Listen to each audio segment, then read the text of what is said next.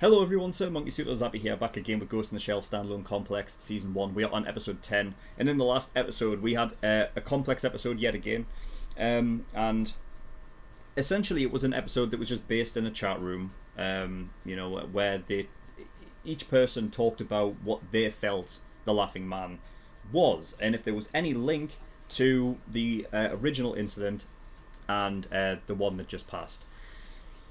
And each of them all had their own sources and reasons to believe certain things, like how, what basically was Nana O.A.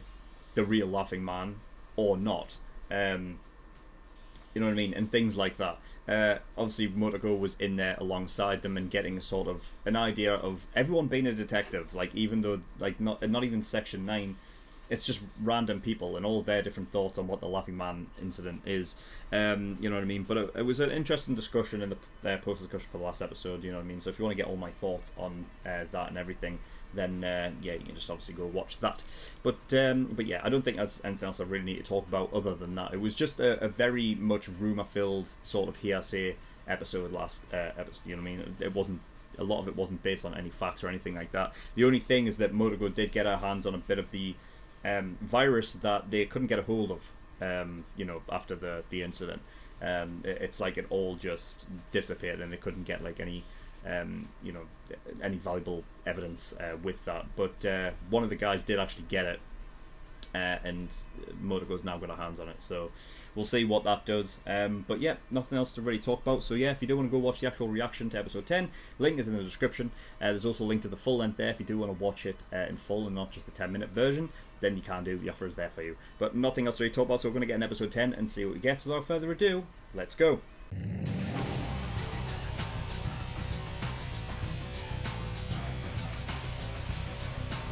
Okay, episode 10, and we got another standalone episode.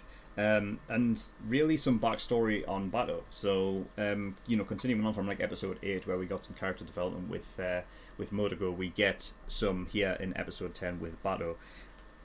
And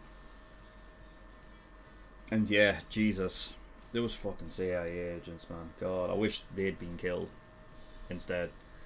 But then you'd have a war on your hands, wouldn't you? So you can't really do that. But yeah, I mean, it's a story really of PTSD, isn't it? And two people, obviously Bateau being one, Marco being the other. One overcame it, to become a productive member of society, while the other one was still in that mind frame, that even to the point where he knew it was wrong, but he couldn't stop. He couldn't get rid of it. And that's why he asked for death at the end. And with Bateau specifically being the one to, like, the fact that nobody stopped him and he was the one that purposefully didn't kill him, shows a lot of mental strength, I think, because Bateau holding all of those thoughts, like, in your head, right, of, you know what I mean, like,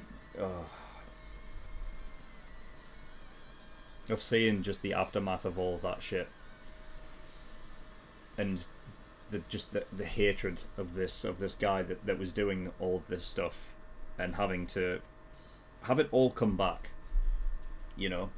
like, that's the thing with PTSD, is that it never truly goes away. Like, you'll always be affected by it, right? Now, obviously, I don't have it myself, but that's the main, that's the thing, is that's the way PTSD works. It's trauma, and Bateau, it came back to him in this episode. It was all the way there until he faced him down, and like at the last second decided to shoot the wall instead. Because I guess in his mind it would be, if he killed him there in that moment, Bateau understood that I would have never truly gotten rid of it. You know what I mean? And he never truly will. But it's something like he can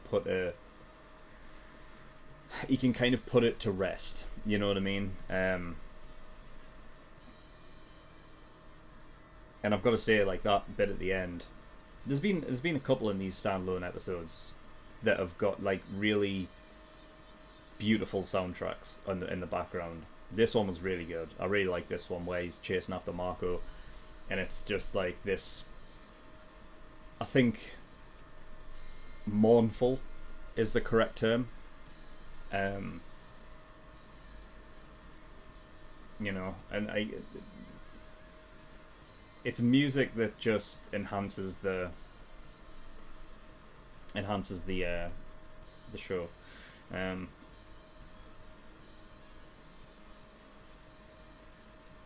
But yeah, it was just like a really sort of like beautiful, mournful moment, and those are the kinds of like soundtracks which I really relate to. You know, if anyone's not aware, my favorite gaming franchise of all time is Resident Evil, and their music in particular gives the same. It works in the same way as, you know, it's serene, but there's a hint in there of like it's very much like a juxtaposition style of music, like something that can be so beautiful yet so eerie or tragic or mournful. And in particular, Resident Evil music really has that going for it, specifically like the save room music and stuff. Like when you're in a save room, that means you're in the one place that is like truly safe. Nothing can get you there, and it plays this beautiful like serene music that really relaxes you, but it has that really like eerie feeling on the end of the notes, and you know what I mean. It's like very, very hard to describe, but it's like I love shit like that. It's really beautiful, and that's a great piece of music to go with that. Because I think that's the way that you're supposed to feel. You're supposed to feel mournful at this, like, you know, the shit that Batau's been through, and basically his mind going back there into that like horrible time. You know what I mean? It says a lot. So, you know what I mean? But this is why I say, like, in some reactions, is like why I love anime more than, you know, reading a manga or anything like that. That you don't get these bits of beautiful moments, you know what I mean, that can be enhanced via, you know what I mean, audio or animation, music.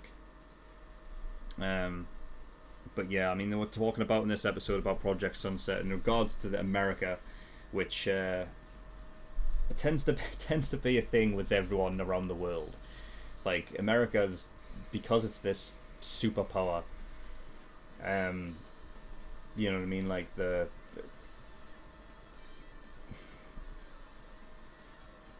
like they're never seen in a good light, America, are they? And I think this manga was written, was it the early 90s or something, or the 80s? So it would have been just after the Cold War, right? So I guess you can see like similarities there, and you know, but I mean, even in the way that America does things in regards to going over the Middle East, you know what I mean, and giving reasons, and America's done that. They've done that before with they've done similar things with Cuba and stuff, right? Where they go and kill their own men and act like it's Cuba just so they can start a war. You know what I mean?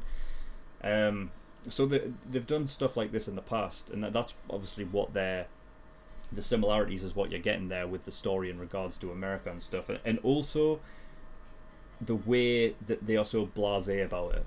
Like the CIA agents there, sitting there, knowing what it's all about and smiling like it's not even, like it doesn't even matter, you know what I mean? It's just disgusting, man. Like, honestly, I wish those fucking CIA agents died. Because they're the truly disgusting ones. It's also interesting the fact of, like, having a full-on Japanese name as well. I didn't really see it in the reaction, because, I mean, there can be a boatload of, people from all around the world that live in America, you know what I mean? But will have, names that correlate to where they're from in the world. Like, that's clearly a Japanese name, but he may just be from a Japanese family and lives in America, But I didn't really say it. But then it was when there was the guy who read the name and he was like, huh? Kind of things, like CIA agent with Japanese name. Really, like, sort of just caught me off guard. But yeah, I mean, those fuckers, like, they knew, man. I just hate the fact that they just brush it under, like, you know what I mean? Oh, we know nothing about that. It's like, fuck off. Especially that fucking, like, that, what he said at the end there as well, like, we only have 2 tickets back. It's like, oh god, what a fucking dickhead.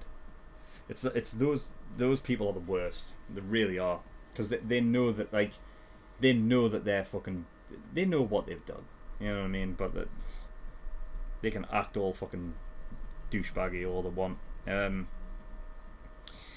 But yeah, this was an uncomfortable episode with the whole skinning and stuff like that. The first one that we saw, I didn't know what I was looking at. Like, I didn't know whether it was a piece of clothing that she, like, had draped over her, if she was skin alive, which turned out she was, or like she was burnt or something like that. I didn't know what I was looking at.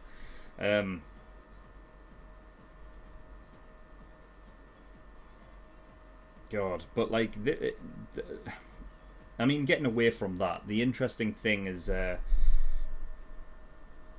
how, again, it's a standalone episode,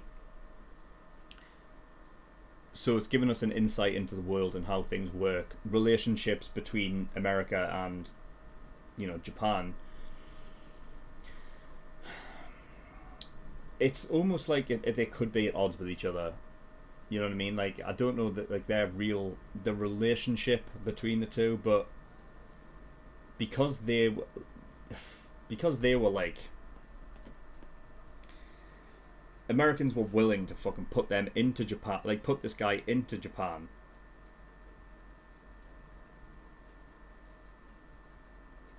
with the whole idea of, like, what Project Sunset was, which was essentially infiltrate, and break their will, but then use it as a way to kind of get him out of the picture, to get, hopefully Marco dies. And you know why? It's because Marco has never left that. He still does it, which means that Marco knows. Marco is like a living embodiment of, he's living proof of Project Sunset. That's what he is, and I think that's why they wanted him dead, because of that. It's just all that shit where it's like, sweep it under the carpet, sweep all the bad shit that we've done and sweep it under the carpet. That's what they're doing. But yeah, I mean, God, uncomfortable episode. But the idea behind it, like, obviously the whole thing with PTSD and everything like that, I found very very what you would find true to life.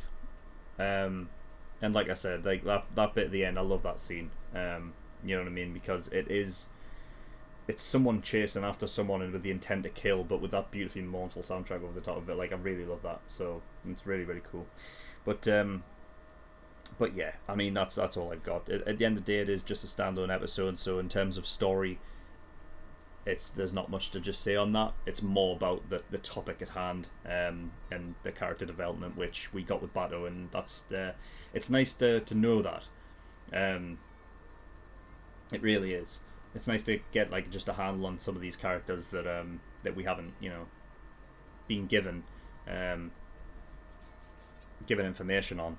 So I hope we get more. I hope we get like like I said, the standalone episodes are great for that. So hopefully we get more of like character related like episodes around certain characters. So yeah, that's all I've got. So thank you everyone for watching. If you want to gain access to episodes 11 and 12 right now, you can do by going over to my Patreon and becoming an early access tier patron. So yeah, you can get them a week early with the early access tier, which is $5 a month. There's also the $10 for the full length if you do want to watch all these episodes in full and not just the 10-minute version, then you can do. There's also an exclusive tier, which is $15, which gives you access to movie reactions and everything like that when I eventually get around to those as well. So yeah, you can go have a look at those. But anyway, that's all I've got. So thank you for watching. I'll see you all next time. Bye bye.